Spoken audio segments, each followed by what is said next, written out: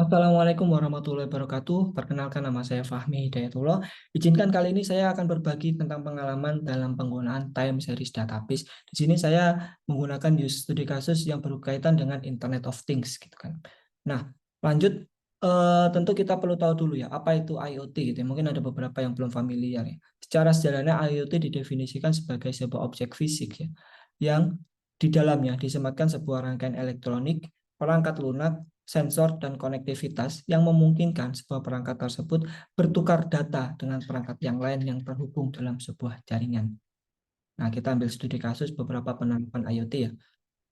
Nah, contoh kita mengenal istilah smart building, bagaimana sebuah bangunan dipasangi sensor-sensor IoT seperti temperatur, kemudian cahaya, yang mana dengan sensor-sensor tersebut diharapkan dia bisa secara otomatis mengatur sendiri ya, bagaimana misal kalau suhunya terlalu panas kita bisa menyalakan AC atau mematikan AC dan sejenisnya, atau bagaimana kita bisa melakukan monitoring terhadap penggunaan listrik, penggunaan air.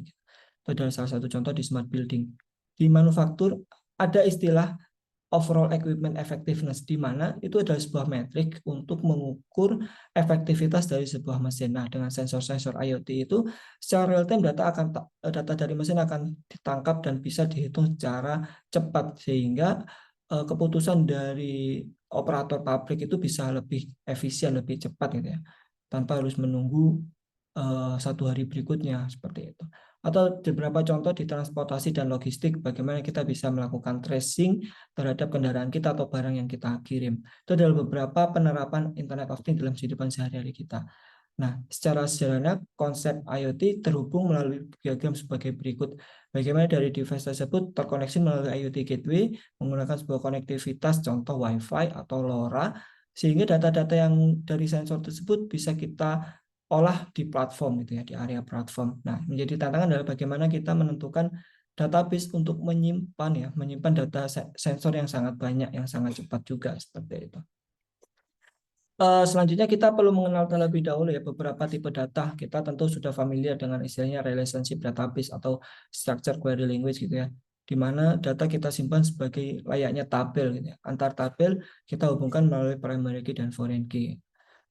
Di sisi lain kita juga baru mengenal NoSQL atau non-relationship database gitu ya, di mana data diasumsikan sebagai dokumen base gitu, sehingga dalam penyimpanannya kita mengenal istilah key value gitu ya, key value, key-nya apa, value-nya apa, di mana kita tidak perlu mendefinisikan terlebih dahulu sih kolom-kolomnya apa saja gitu. Nah, dan yang ketiga kita memiliki istilah baru ya, mungkin saya juga baru tahu istilah time series database yang mana akan kita bahas lebih lanjut gitu kan. Apa sih time series database itu sendiri ya? Time series database adalah sebuah database yang teroptimasi untuk melakukan penyimpanan secara time series gitu ya. Ya, time series berarti yang menjadi primary key-nya ya time-nya sendiri yang sangat unik gitu kan. Atau untuk pengukuran antar waktu, misal berapa banyak penggunaan dari jam 1 sampai jam 3 gitu. Itu secara mudah kita simpan aja, misal jam 1 penggunaan listrik 500 dan sejenisnya. Di mana setiap data point itu diasosiasikan sebagai sebuah timestamp yang mengindikasikan kapan si data itu dicatat gitu ya. Atau secara sederhana, apa saja sih kelebihan dari time series database gitu kan? Ya, tentunya time series database memiliki high rate throughput ya, throughput untuk prosesan data yang sangat banyak dengan sangat cepat gitu kan. Ini sangat penting untuk melakukan streaming data ataupun untuk mencatat sebuah log files gitu ya yang sangat banyak. Itu kapan terjadinya sudah sangat ini unik ya, bisa bisa lebih monitoring, bisa lebih cepat. Nah, fitur yang kedua adalah bagaimana di time series memiliki fungsi downsampling ataupun compressing gitu ya. Jadi beberapa data kita bisa langsung lakukan agregasi gitu ya. Contoh data penggunaan listrik selama 1 jam yang sebelumnya di store secara tiap detik, kita langsung bisa akumulasikan misal dalam 1 jam atau dalam 15 menit. Atau beberapa data yang sama, kita bisa langsung melakukan auto compression ya, meremove data-data yang sama sehingga kita memiliki satu store data yang lebih sederhana gitu ya, lebih kecil gitu. Nah, kemudian didukung oleh eh, query spesifik yang mendukung operasi ini ya, time base gitu ya, time base operation ya. Seperti misalnya kita melakukan filtering ataupun melakukan windowing gitu ya, bagaimana data dari jam 1 sampai jam 3 ataupun data dari jam 1.30 sampai jam 2.30 gitu ya, yang sangat interval base gitu ya, itu sudah sangat didukung oleh query dari time series itu sendiri. Seperti itu. Kemudian beberapa kelebihan yang lain, nah menjadi penting adalah dia melakukan time based indexing gitu ya. Namanya indexing adalah bagaimana kita melakukan indexing terhadap sebuah data yang kita miliki. Dengan adanya itu tentu kita memiliki sebuah ini ya, pengurasan yang lebih cepat gitu ya. Seperti itu. Karena ya tadi, datanya disimpan dalam time base, query-nya tentu bisa lebih cepat ya, dengan time range misalnya start end atau end date gitu ya, dan sebagainya. Nah, salah satu fitur yang didukung di time series database juga adanya fungsi ya, fitur data retention policy, di mana kita bisa melakukan ini ya, mengatur sendiri ya, berapa lama sih data itu di maintain, data itu bisa jadi nanti, setelah lewat waktunya mungkin bisa lakukan automate delete ya, delete secara otomatis atau melakukan archive terhadap data-data lama.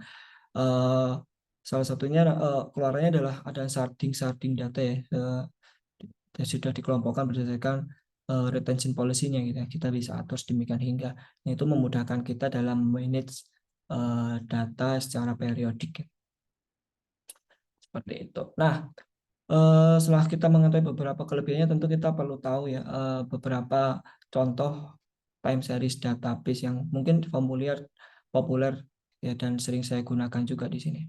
Nah, yang pertama adalah Prometheus gitu kan.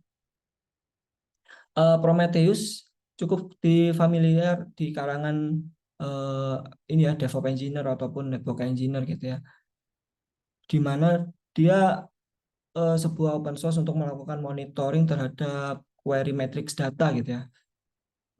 Jangan sudah didesain sedemikian hingga support terhadap cloud native teknologi seperti Kubernetes ataupun Docker gitu ya, sangat cocok untuk memonitoring log seperti itu. Kemudian yang berikutnya adalah InfluxDB ya.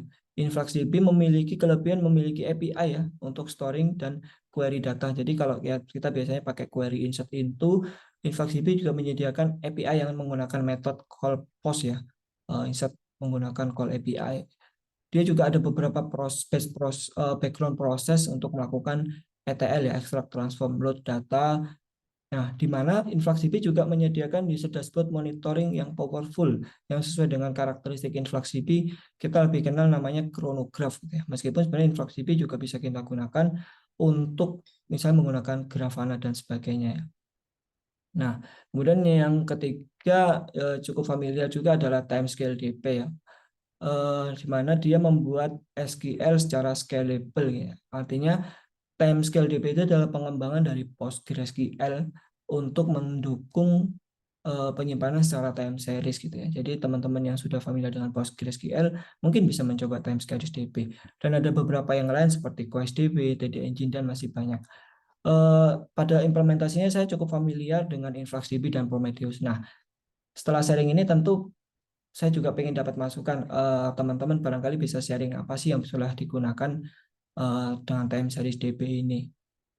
Masukan ataupun nanti kita bisa melakukan eksplorasi bareng ya untuk penggunaan time series data. Tentunya dengan pengalaman penggunaan time series DB di use case IoT ya.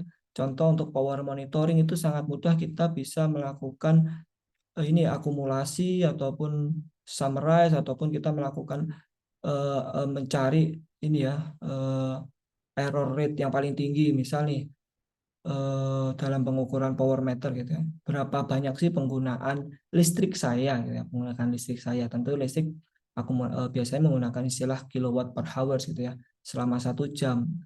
Tapi biasanya kita pengen mengetahui di jam berapa atau di menit berapa sih penggunaan listrik itu spike sangat tinggi. Nah, itu dengan time series database sangat mudah melakukan query ataupun bahkan melakukan ini ya, analisis sendiri menggunakan dashboard-dashboardnya seperti itu. Ditunggu masukan dari teman-teman dari sesi saya pada hari ini. Terima kasih. Kurang lebihnya saya mohon maaf. Assalamualaikum warahmatullahi wabarakatuh.